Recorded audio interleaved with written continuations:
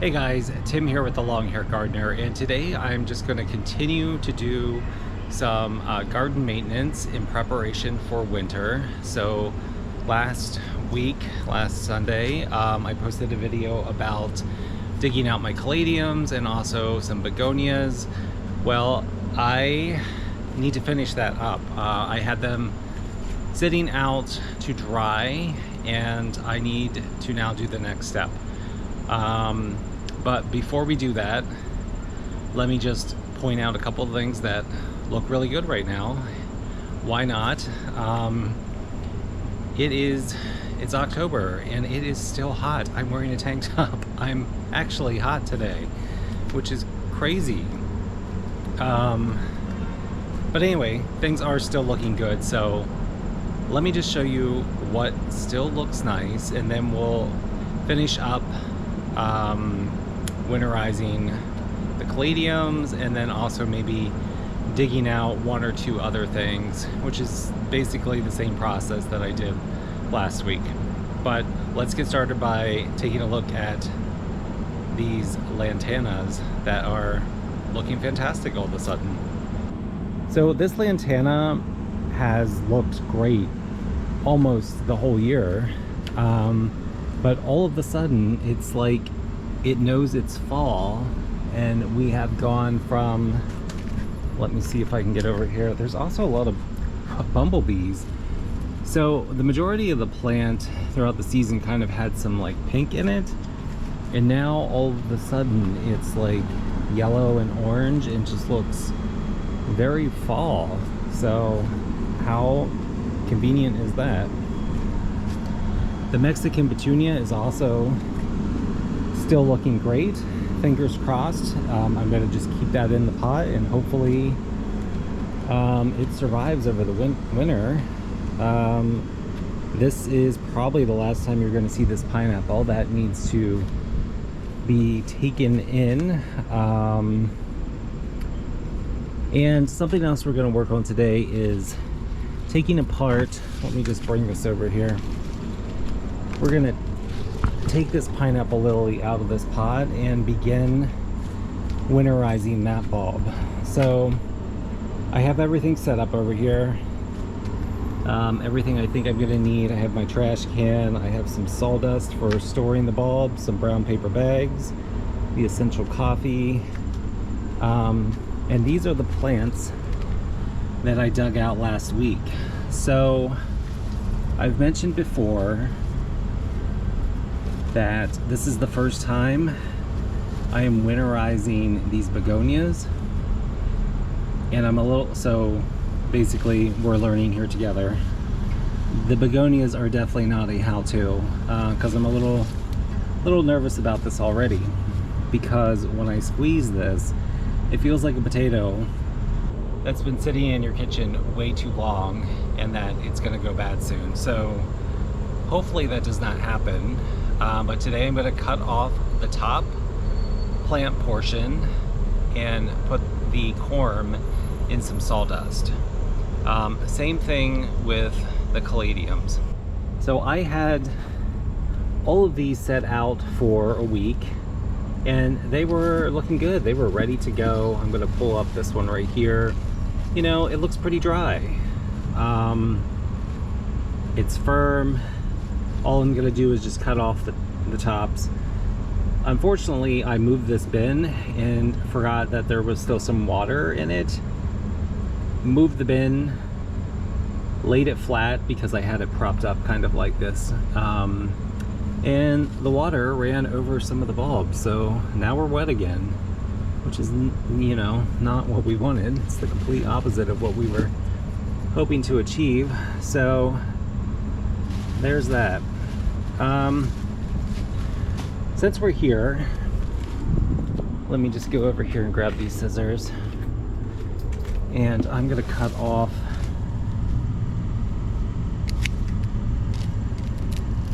these off. Maybe not the best scissors, but I think this will be okay. So let me just cut off these other two, and then I'm just going to show you, walk you through the steps here of what I'm going to do. So these stems are, if you are familiar with begonias, they're pretty juicy, which makes me worried about rotting happening. So I may not completely cover these yet with sawdust. Maybe let them dry out just a little bit longer, but I'm going to take them in this time so that we don't have any more water mishaps. So these are the coffee cup alocasias, and when I took them out, they kind of looked like they were rotting a little bit, or maybe something was eating them, but now they are nice and dry and yet firm, and I think these are okay. They look great for storing. I just don't know if the bulb is damaged or not from whatever was chewing or rotting those. Could do the same thing here, just cut the top off. But I think these are far enough along that I can just go ahead and put these right in the bag. So the way I store, let me just chop this one off too. Okay, these are ready to go. There's no more waiting with them. Okay, do I have all the tops off? Maybe one more trim. These feel dry. So when I say dry, I mean dry to the touch. I don't mean that the bulb is completely shriveled up to dust. That's actually something that we're trying to avoid. So this one that just got wet, it's, you know, I'm touching it, it's wet. That's not what we want. But these other ones are dry to the touch. And then those can go into the sawdust.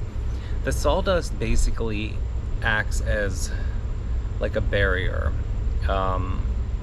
It holds some moisture so that the bulb or corm or whatever you're putting in the sawdust doesn't completely dry out, because that's a problem I used to have with my caladiums. I would just put them in a container with nothing else and they would just dry up and disintegrate into dust.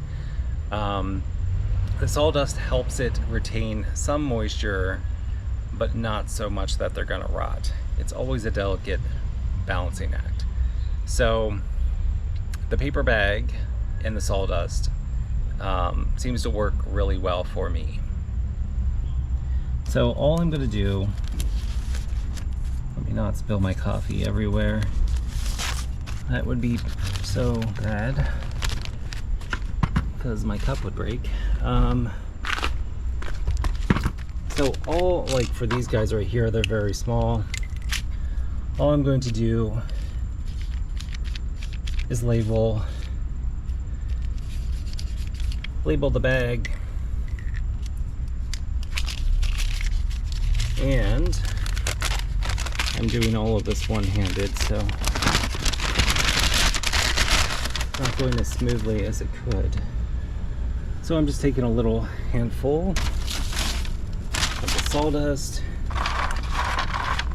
and I'm just going to toss these in the bag and then cover them up with some more sawdust. I'm not going to close this bag up completely, at least not yet, because I am going to monitor all of this stuff for the next couple weeks just to make sure that nothing's rotting. The first couple weeks after you bring them in, that's the greatest chance for rotting to happen. So it's a good idea to monitor your stuff pretty closely. So the caladiums, I'm going to come in here. You know, in the last video I said that I wasn't going to label my caladiums because I have a lot, and honestly I have a lot, like let's just say 15 different kinds here. I don't really want to look them all up, but I've changed my mind a little bit. I think what I'm going to do is, I think here's one more. Oh, it's a tiny one. At least maybe, I tend to buy a lot of caladiums that have red veining. So the veins are red, even though the rest of the leaf looks a little bit different.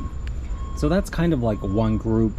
And then I have this one right here, which is Frog in the Blender, which is predominantly green. And then I have another kind in here, which is this guy right here, which is predominantly red. So I think I may just divide them up into 3 groups: the green, the red, and then the red veining. And that will be the extent of my separating and labeling. So let me go ahead and get those separated and put this camera down. All right, I have everybody separated into basically green, red, and the rest. I really am disappointed that I got these bulbs wet, because I basically have to now wait maybe up to another week to kind of let these dry out some.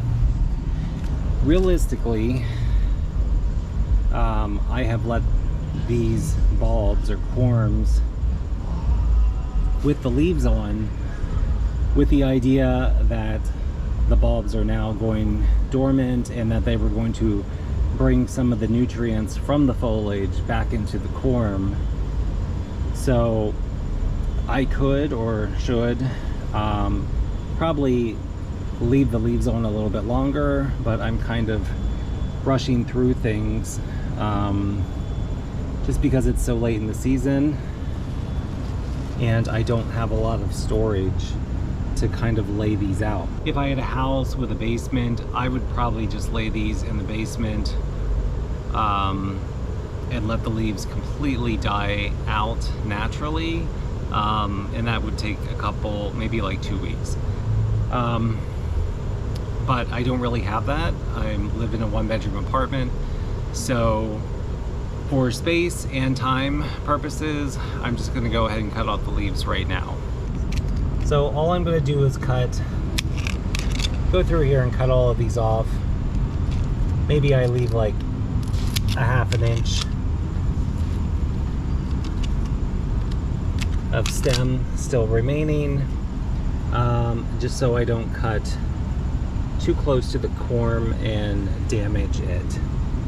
So I'm going to go through here and do that to the rest of these caladiums. So I use the paper bag storage method for the caladiums because when I buy them, that's how they are shipped to me. So I figure that must be a good way to keep them fresh. So that's why I use that method. So that's what I'm going to do. I've now cut off all the foliage. So that's what I'm going to do for these two, because there are not a lot of them. It looks like so little. Like the bulbs are so little, I guess is what I'm trying to say. After I cut off the foliage, there's like nothing left. But for the rest of these caladiums, all I do is I just line them up with some sawdust in the bottom in this bonsai pot that I have. This is how I stored them last year and it worked good. So that's what I'm going to do again this year. No need to use the paper bags because I also need to bring this pot inside, so it's all about space saving for me. And let me just squeeze these other ones in here. So I've left a little room in between each one. It's important to give them some space.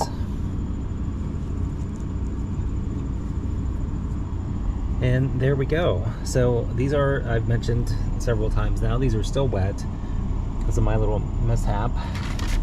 So I'm not going to cover those up yet with sawdust. Same thing with these guys. I'm just going to lay them here like this. That way I know which one is which. If they get mixed up, you know, it's not the end of the world. But I wanted to at least bring these inside just in case it rains again. Now, so these guys, the coffee cup alocasias are finished. The begonias, I think I'm going to put them each in their own bag with some sawdust.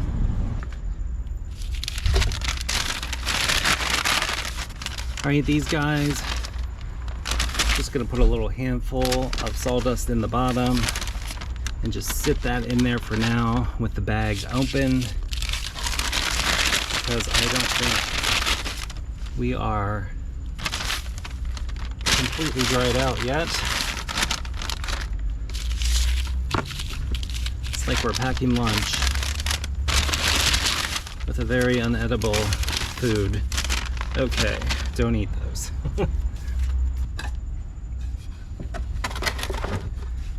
Right, and now all of these things are just gonna come inside with me, and we're gonna put them in the basement. Once these caladiums over here have dried out, they're no longer wet to the touch, I'll just cover them with sawdust, and then throughout the winter I will go down and check on them, make sure that they're not rotting, make sure that they're not drying up too much. Last year I took a spray bottle with water and just sprayed the top of the sawdust just to give them a little bit of moisture so that they don't completely dry up. So the other plant I wanted to start winterizing and getting ready to bring in is this pineapple plant. I got distracted because I thought I saw bugs. Oh, there's a slug in here. So all I'm gonna do, I'm gonna need both hands for this. Take this out of the pot, knock the dirt off, and let this, because it's a bulb, let this dry out or sit out for a while, just like we did with the caladiums. And then once they are dry to the touch, I will store them in the sawdust in the paper bag.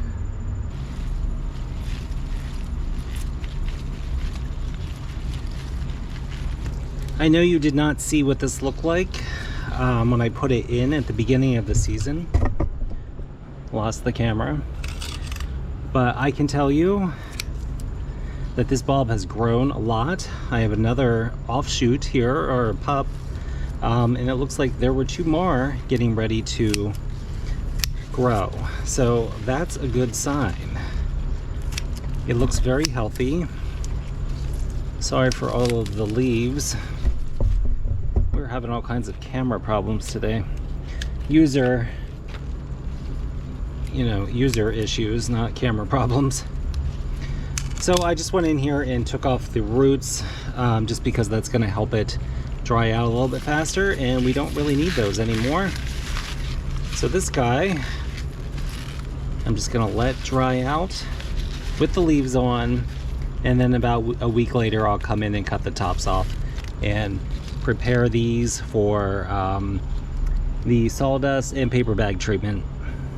I mentioned that we were going to look at some of the other plants that are doing well, and then I went right into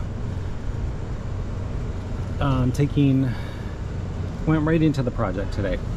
So this is purple basil, and all through the season I have been pinching it back and using it and making sure that it did not bloom. Once it blooms, it does affect the flavor slightly, but look how pretty these flowers are. Maybe next year I need to grow the purple basil just for the flowers and have a pot that I'm going to eat, because That is so nice. What do we have here? Okay. I am surprised. This is, you and I are both seeing this for the first time. I did not realize my cup and saucer vine is going to bloom. This huge mass here, with the exception of on the side over here, there is a purple hyacinth bean vine, which is this guy right here. I let it go up into the tree. It looked amazing because I had all these beautiful fuchsia flowers up here in the tree, and now we have all those nice bean pods. Hopefully you can see them. Oh, there's some flowers over here. Anyway, it's a great look. I love it. And I'm glad that I put it in there because this cup and saucer vine was doing absolutely nothing all season. And now in October, here's another one I just saw. Now in October, it's getting these flowers, which look so pretty. Wow. I am very happy that they have decided to bloom. Don't think they're open all the way yet, but very happy that it's doing something. There's more purple basil up here, and the lantana is also looking stunning. I always heard that lantana likes, you know, heat and it's drought resistant, but let me tell you, the lantana has not been looking better in October.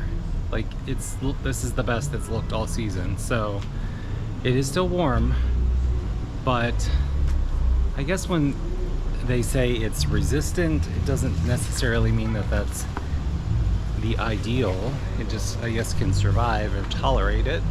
But it's looking great right now. I'm over here because of the banana. It is gigantic and it's going up into the tree.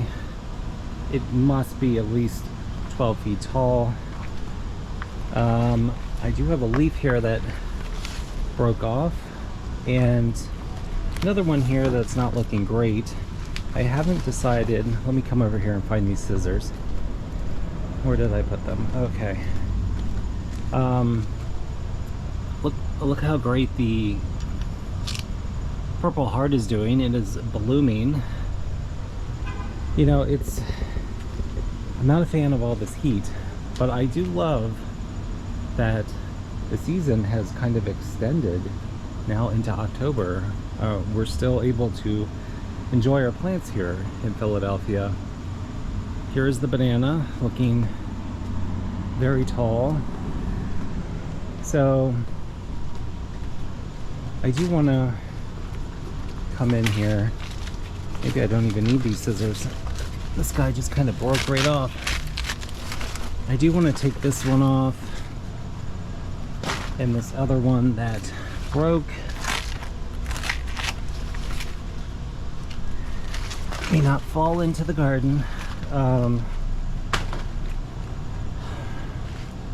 Just so that you can still kind of see some of the plants down below. This, let me see, can I move these?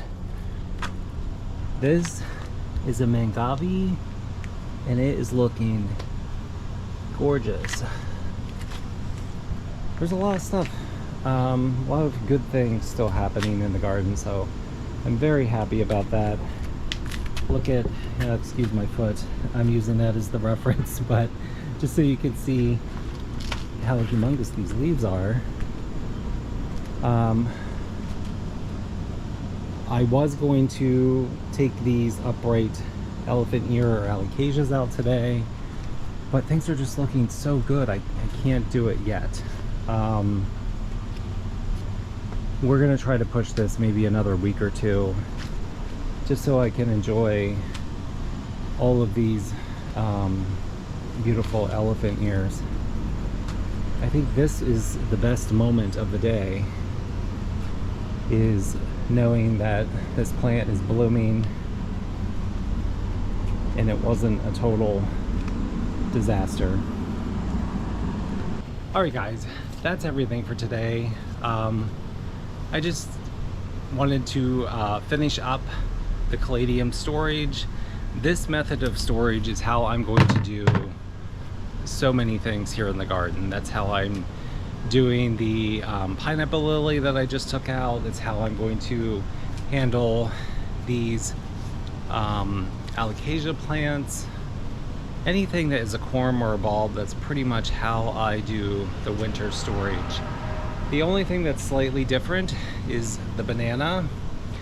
And I still haven't, because the banana is not a bulb or a corm, so it's going to be handled differently.